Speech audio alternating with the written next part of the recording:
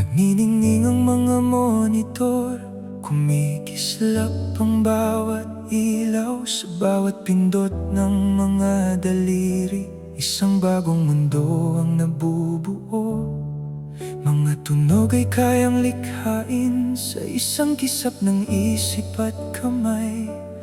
Ngunit sa sulok ng silid na ito, may isang gitarang naghihintay.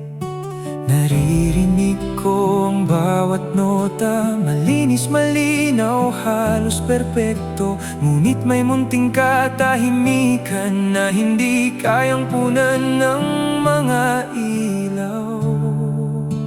Tahimik ang studio ngayong gabi, ngunit puno ng mga pangarap. May mga makinang tumutulong lumikha at pusong nagbibigay ng kulay. Hindi magkaaway ang lumang himig at ang bagong teknolohiya.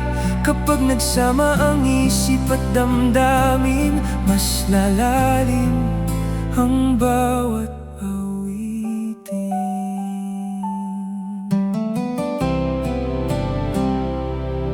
Naaalala ko ang mga panahong sabay-sabay ang tugtog ng banda. Isang hinga, isang kompas, isang damdaming pinagsasaluhan. Ngayon ay iba ang paraan, mas mabilis ang paglalakbay.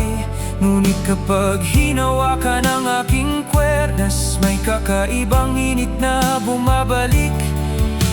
Hindi ko hinahanap ang lumipas, hindi ko rin kinatatakutan ang bukas. Ang nais ko lamang ay marinig ang pusong nasa likod ng bawat awit.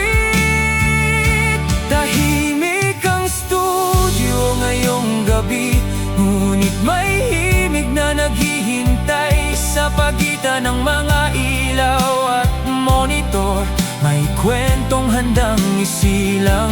Hindi ang kagamitan ang lumilikha, kundi ang taong nangangarap. Ang musika'y tunay na nabubuhay kapag damdamin ang gumagabay.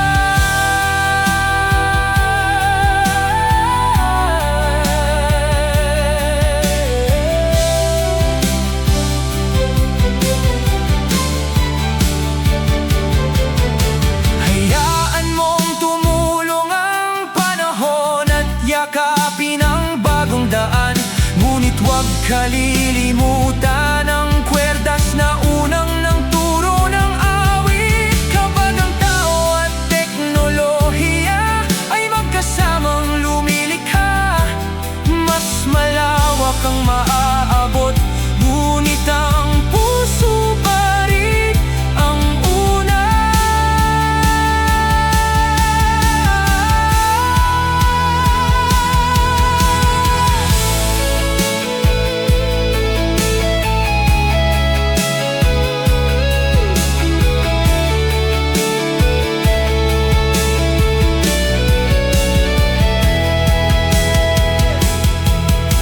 Tahimik man ang studio ngayon, hindi tahimik ang aking puso.